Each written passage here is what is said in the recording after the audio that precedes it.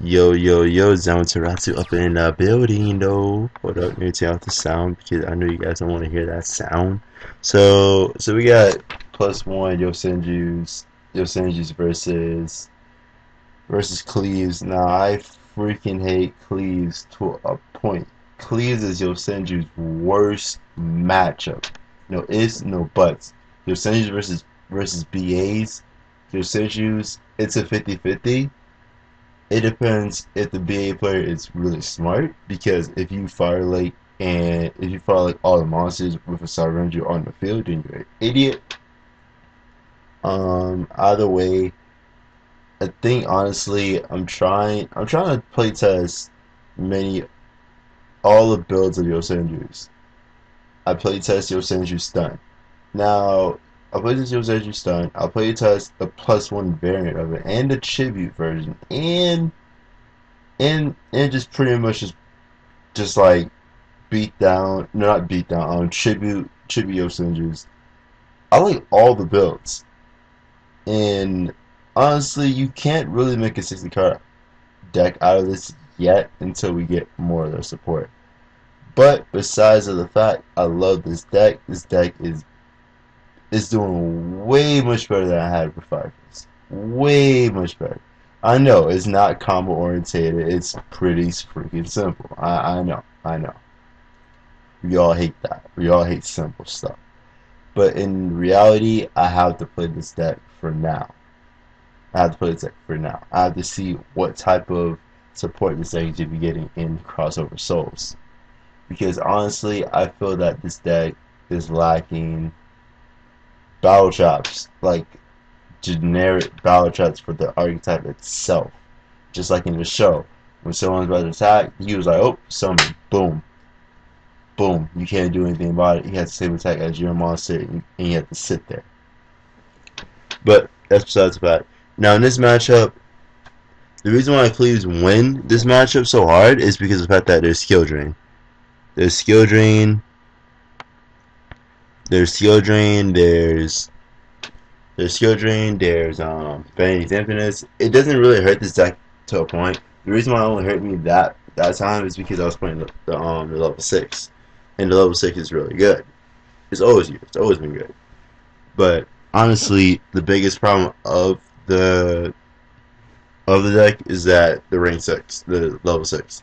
If I didn't have the level 6 in the deck, this deck would be invincible to Vanity's Infinite.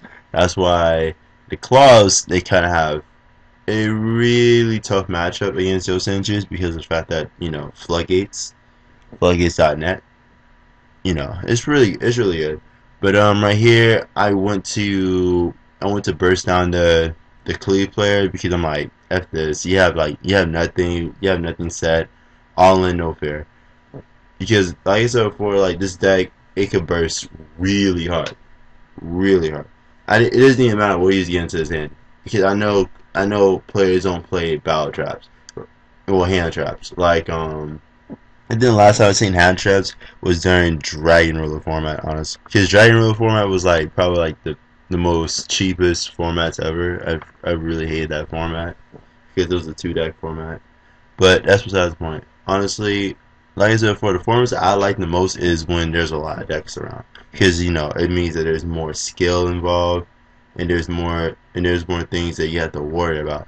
Yeah, Heroes made a huge impact, but then again, Volcanics, wow, it blew up the scene. And I was not talking about Volcanics not too long ago, and yeah, this deck is extremely scary, extremely scary. When it comes down to blowing up it, one-sided fields and stuff like that, it's not fair. And then the fact that it kills Qlips to a point, yeah. And I'm also too about that. I should have waited until he said his pendulum scale to like spell Shining Arrow, but I was very anxious because I'm not the type of person who sides like hard against Qlips. But yeah, this one right here, this is where I was like kind of screwed, because he dropped his monster, and I was like, damn, this is tough, because now I have to depend on my draw. And pretty much right here, he just kept beating me down, and if I would have risked the reckless greed, I would probably drew into another reckless, but then I wouldn't have gotten that extra card. So, like, if I would have reckless again, yeah, I would probably have MST, and I would have had a full advantage. But then again, that's just risking luck. You know what I mean?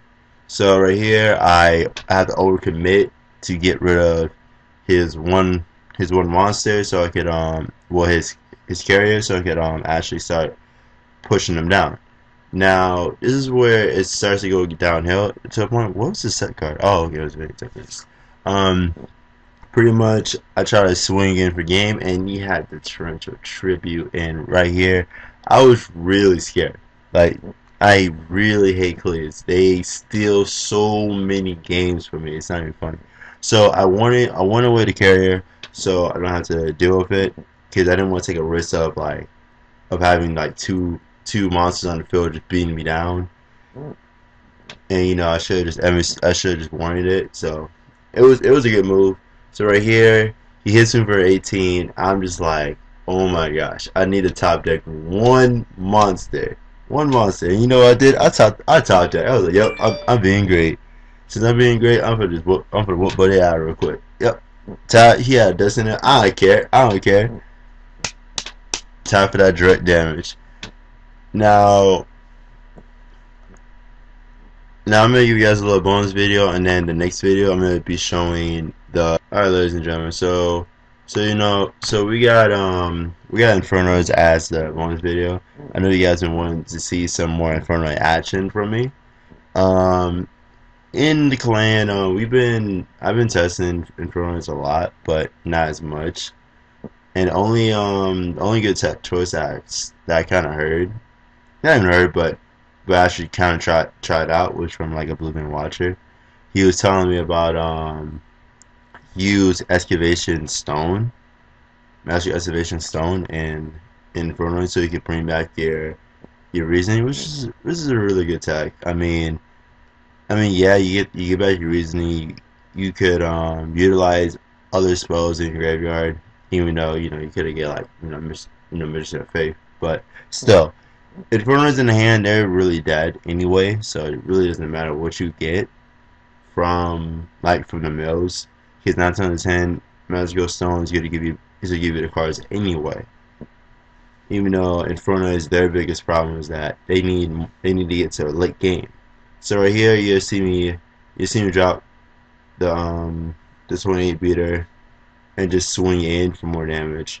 Now I could have went Magical Stone Excavation right there, but I like my hand, so I kind of like the hand really well.